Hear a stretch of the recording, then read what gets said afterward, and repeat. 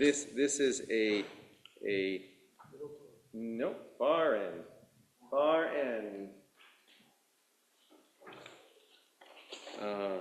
It is written in the book of Deuteronomy that at the end of every 7 years in the sabbatical year, you shall read this Torah before all Israel in their hearing. So we read from 1/7 of the Parsha.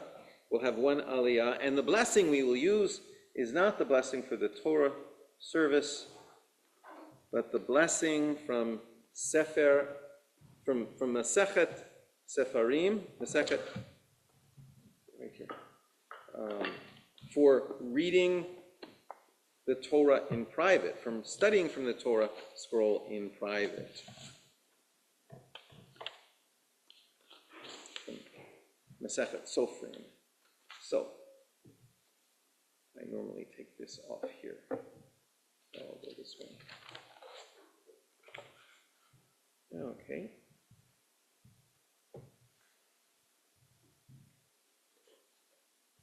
We're from the Chumash. We'll be reading from the third Aliyah, page 861. It's verse 16. Verse 16.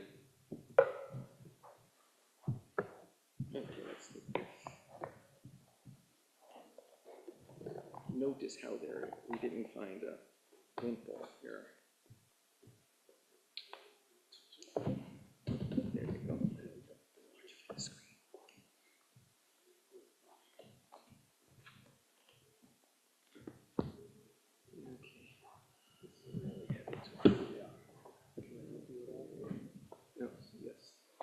Stand right there. Actually, we'll need somebody else up here as well.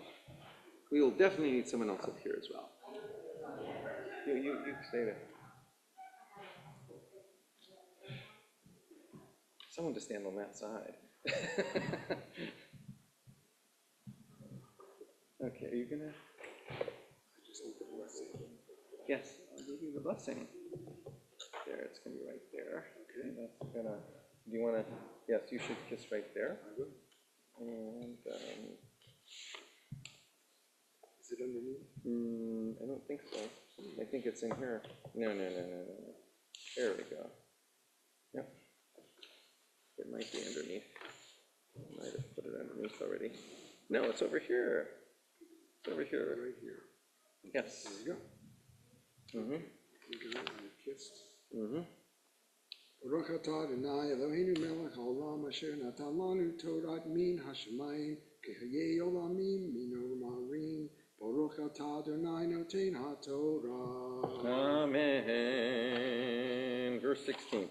Hayom hazeh Adonai Elohecha mitzavcha lasot et hachokim ha'ela ve'et mishpatim v'shmarta ve'asita otaham bechol levavcha ובכל נפשך את אדוני האמרת היום להיות לך לאלוהים וללכת בדרכיו ולשמור חוקיו ומצוותיו ומשפטיו ולשמוע בקולו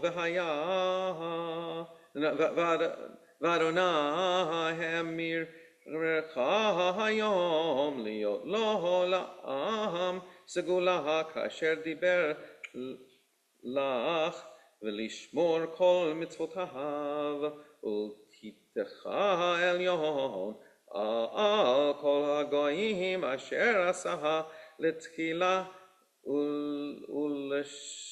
ולשם ולתפארת ולהיותך עם קדוש לאדוני אלוהיך כאשר דיבר.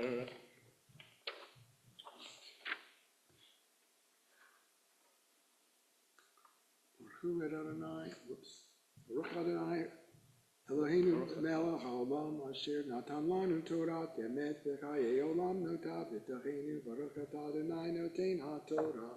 Amen. Stay right there. Let's go. Stay right there. Yeah. The Lord your God commands you this day to observe these laws and rules. Observe them faithfully with all your heart and soul. You have affirmed this day that the Lord is your God, that you will walk in God's ways, and that you will observe God's laws and commandments and rules, and that you will obey God. And the Lord has affirmed this day that you are, as God promised you, God's treasured people, which shall observe all God's commandments, and that God will set you in fame and renown and glory high above all the nations that God has made. And you shall be, as God promised, a holy people to the Lord your God. So we'll put this back. I'm almost sorry that we didn't read from David's favorite section of the Parsha, which is the chapter full of curses. This Torah portion has so many curses in it for when we don't do what we're supposed to do, but has some nice plates about what happens when we do what we're supposed to do. And it happens that the third Aliyah this week is about what happens, about who we are and why we aspire to do the good things. Some of you have heard me talk about why I think it's come in handy that we've had all those curses in the Torah, but I can tell you over the Kiddush. Ask me. In the meantime, I will say that it always amazes me that the readings from Deuteronomy this time of year fit the theme of the upcoming high holidays. It's always about the choice between good and bad, the choice between doing mitzvot or averot, transgressions. And so this reading too, this Parsha too, so much has to do with the season we're moving into. For the moment now, we will put this Torah back. It is a very heavy Torah, so we should probably rise.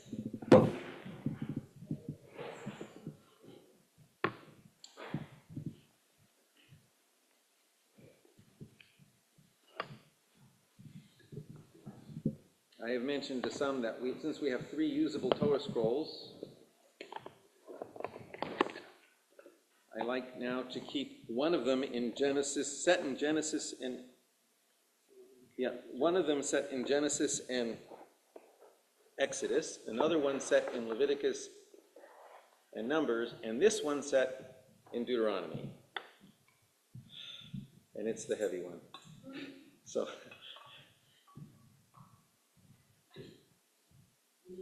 we do have another Torah scroll, which is only educational because it's not a kosher scroll, and that is the 300-year-old one that we keep elsewhere. I think we need some.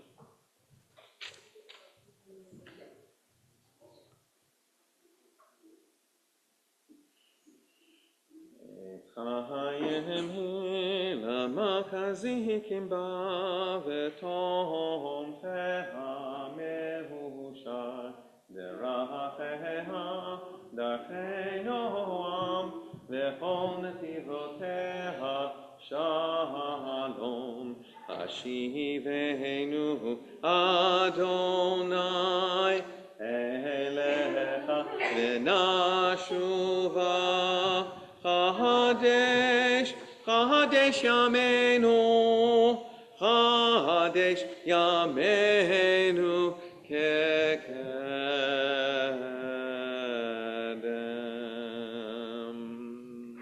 So please be seated. Today I want to do something a little different, because we always do something a little different. Tomorrow night is the night when traditionally begins the Slichot season.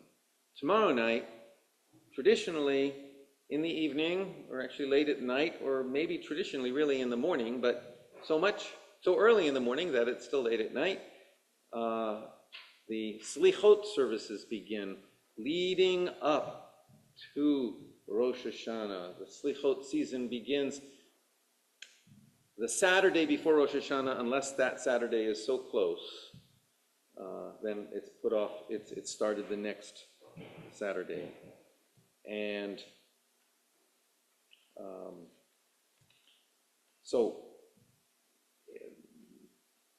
there are Slichot services in Harrisburg to seek out tomorrow night. But I'd like to read a short story. It's not long.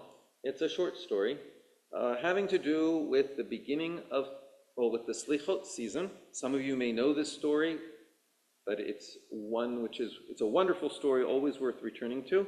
It's by Yitzchak Leib Peretz, I.L. Peretz, who lived from 1852 to 1915 in Poland. He was born in Zamość, Poland, and died in Warsaw, Poland. He wrote in Yiddish. I saw his desk this summer.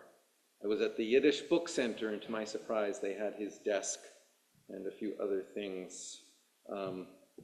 I was at the Yiddish Book Center with my parents and a cousin, and also Chuck and Connie Songer, who are still members of our community after all this time, as far as I'm concerned. And so, I.L. Peretz is a modern Yiddish writer of the 19th century who knew Jewish community and tradition in his own life and recast tradition in his storytelling. He's sometimes compared by literary scholars to, there's the American writer Nathaniel Hawthorne, who did the same thing kind of with Puritan literature, Puritan heritage. I suppose you have to be both a rabbi and a scholar of American studies to think that. But in any case, the story is, if not higher. Early every Friday morning at the time of the Slichot prayers, the Rebbe of Nemirosh would vanish. He was nowhere to be seen, neither in the synagogue, nor in the two houses of study, nor at Minyan, and he was certainly not at home. His door stood open. Whoever wished could go in and out. No one would steal from the Rebbe, but not a living creature was within. Where could the Rebbe be?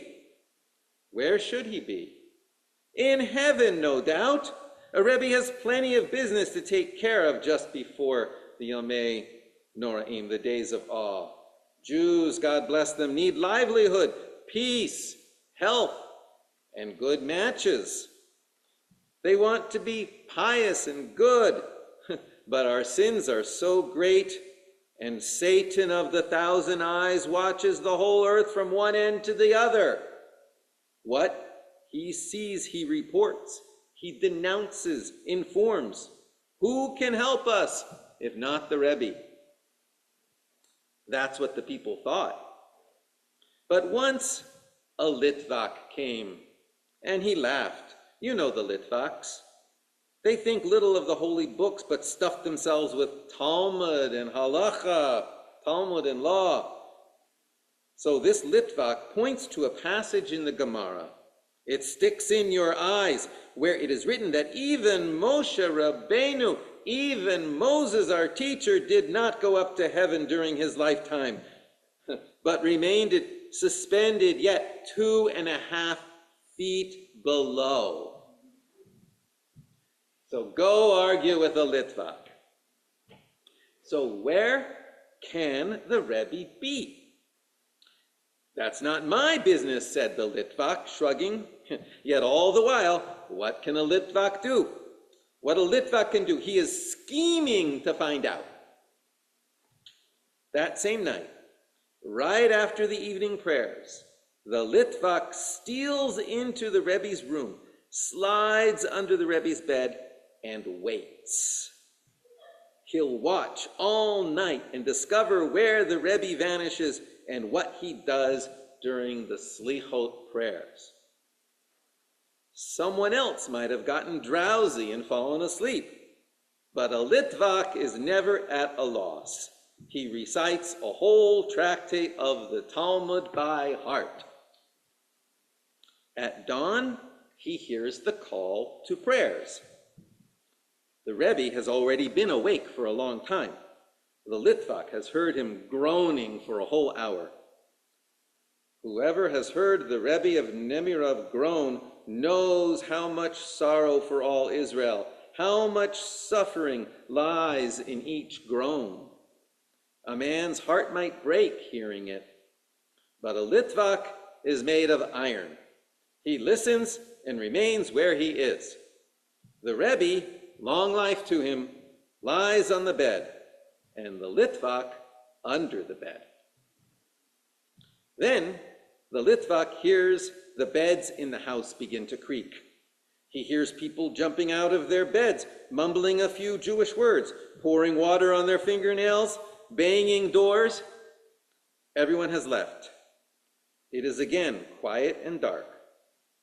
A bit of light from the moon shines through the shutters. Afterwards, the Litvak admitted that when he found himself alone with the Rebbe, a great fear took hold of him. Goose pimples spread across his skin, and the roots of his earlocks pricked him like needles. A trifle to be alone with the Rebbe at the time of the Slichot prayers. But a Litvak is stubborn, so he quivered like a fish in water and remained where he was. Finally, the Rebbe, long life to him, arises. First, he does what befits a Jew. Then he goes to the clothes closet and takes out a bundle of peasant clothes. Linen trousers, high boots, a coat, a big felt hat, and a long, wide leather belt studded with brass nails. The Rebbe gets dressed. From his coat pocket dangles the end of a heavy peasant rope. The Rebbe goes out, and the Litvak follows. On the way, the Rebbe stops in the kitchen, bends down, takes an axe from under the bed, puts it in his belt, and leaves the house. The Litvak trembles, but continues to follow. The hushed dread of the days of awe hangs over the dark streets. Every once in a while, a cry rises from some minyan reciting the Slichot prayers, or from a sickbed. The Rebbe hugs the sides of the streets, keeping to the shade of the houses. He glides from house to house, and the Litvak after him. The Litvak hears the sounds of his heartbeats mingling with the sounds of the Rebbe's heavy steps, but he keeps on going and follows the Rebbe to the outskirts of the town. A small woods stands behind the town. The Rebbe, long life to him, enters the woods. He takes 30 or 40 steps and stops by a small tree.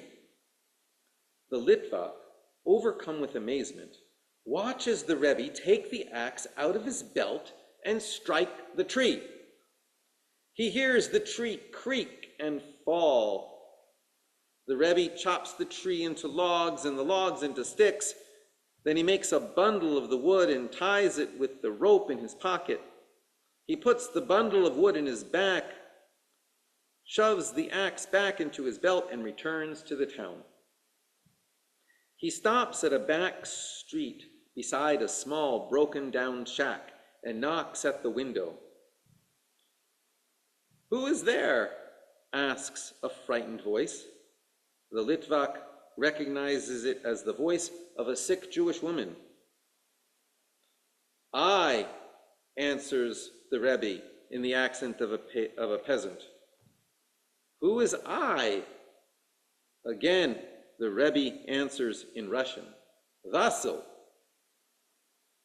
"Who is Vassal, and what do you want?" "I have wood to sell, very cheap." And not waiting for the woman's reply, he goes into the house. The Litvak steals in after him. In the gray light of early morning, he sees a poor room with broken, miserable furnishings. A sick woman, wrapped in rags, lies on the bed. She complains bitterly. Buy? How can I buy? Where will a poor widow get money?